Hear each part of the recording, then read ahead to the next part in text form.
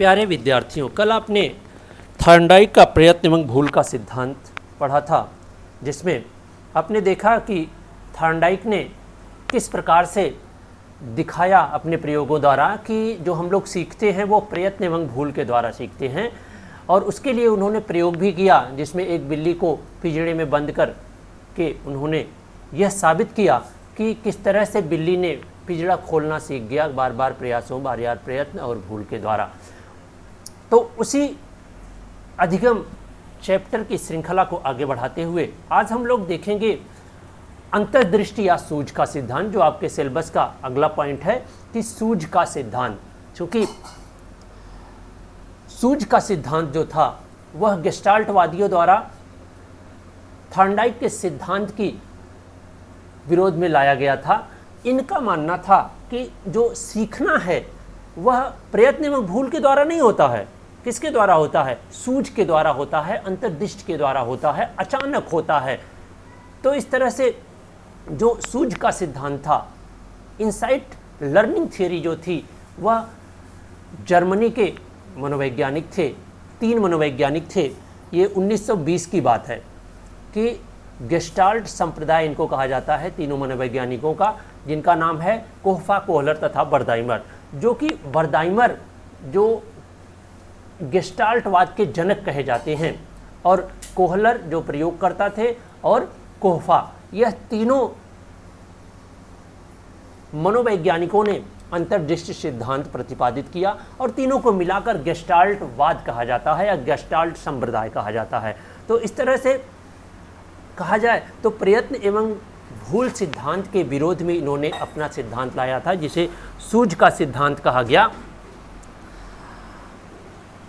तो इस तरह से अब देखिए कि गेस्टाल्ट जो शब्द है, वो गेस्टाल्ट का अर्थ क्या होता है।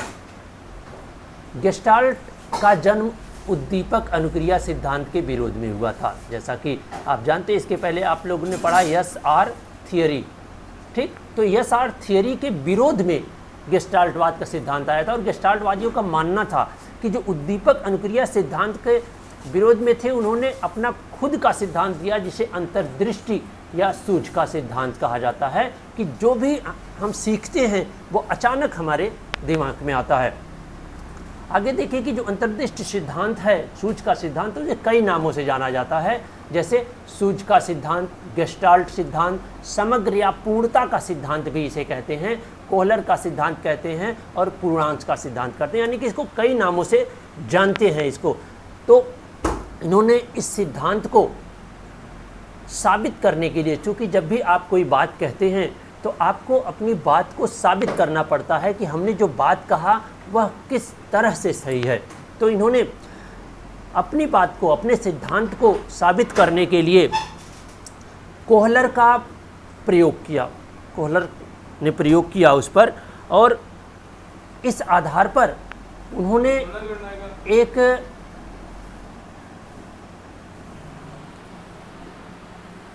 रख लो बाटल का, तो बाटल बाद में ले जाना कर।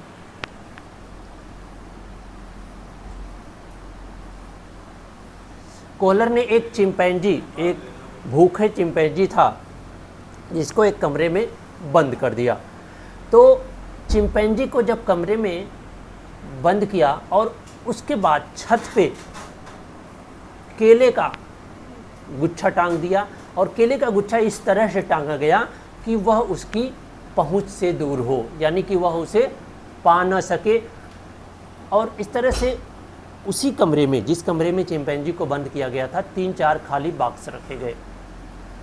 देखा गया कि चिंपैंजी उछल उछल कर केला लेने का प्रयास कर रहा था, लेकिन वह केला लेने में सफल नहीं हो पाया, क्योंकि वह बहुत ऊंचाई पर था।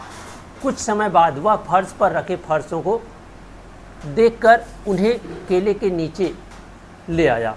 यानी कि अचानक उसे यह सूझ आई, यह इंसाइट आया कि अगर इन बॉक्स को हम केले के नीचे लाएं तो उस पर चढ़कर हम उसे ले सकते हैं। तो एक बॉक्स खींच कर लाया, फिर चढ़ा तो नहीं पाया केला। तो इस तरह से वो धीरे धीरे अचानक देखा कि सारे बॉक्स को एक दूसरे के ऊपर रखकर केला ले लिया। तो इस तरह से कोहलर ने ये साबित किया कि जो सीखना होता है वह इंसाइट होता है या अचानक होता है या हमारी सूझ द्वारा होता है, हमारी अंतर्दृष्टि द्वारा होता है।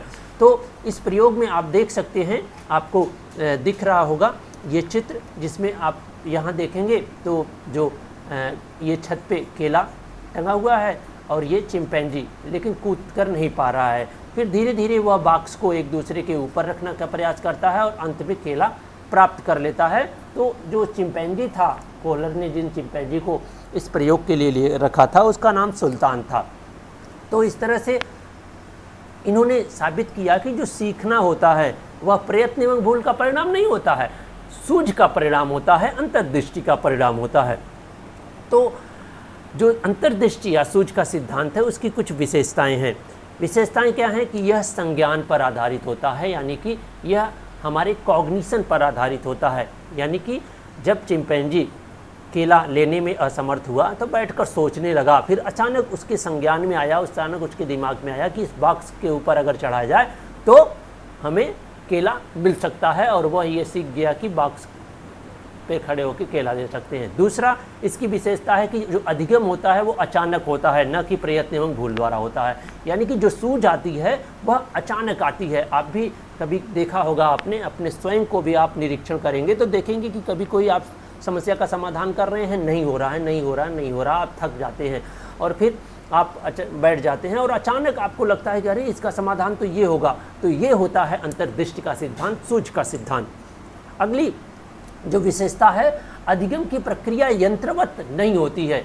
यानी कि इनका मानना था, जैसे कि थॉर्नडाइक ने कहा कि जो प्रक्रिया अधिगम की होती है वो यंत्रवत होती है।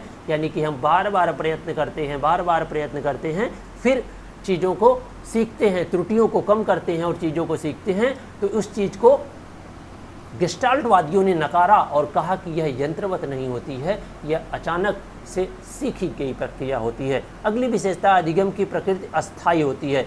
यानी कि जब एक बार सूझ आ जाती है किसी भी चीज़ की तो वह निरंतर बनी रहती है, अस्थायी होती है, फिर हम उसे भूलते नहीं हैं, यानी सीख जाते हैं।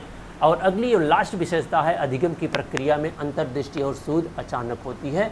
बात वही है कि यह जो सूझ आती है वह हमारे मस्तिष्क में अचानक से आ जाती है और हम चीज़ों को सीख जाते हैं। तो आज आपने पढ़ा कि सूझ का सिद्धांत जो कोहपा, कोहलर एवं बर्दाइमर द्वारा यानी गेस्टाल्टवादियों द्वारा दिया गया था, और वो थॉर्नडाइक के सिद्धांत यानी प्रयत्न एवं त्रुटि के सिद्धांत के विरोध में आया था। तो हमें उम्मीद है कि आपको अंतर्दृष्टि का सिद्धांत, सूझ का सिद्धांत समझ में आया होगा। आप निरंतर वीडियो को देखते रहिए, अपने अध्ययन को जारी रखें और इसमें से नोट्स बनाते रहें ताकि वो आपको एग्ज़ाम की काम आए। ठीक है, तो मिलते हैं अगले वीडियो व्याख्यान में। तब तक आप घर पे रहें, सुरक्षित रहें।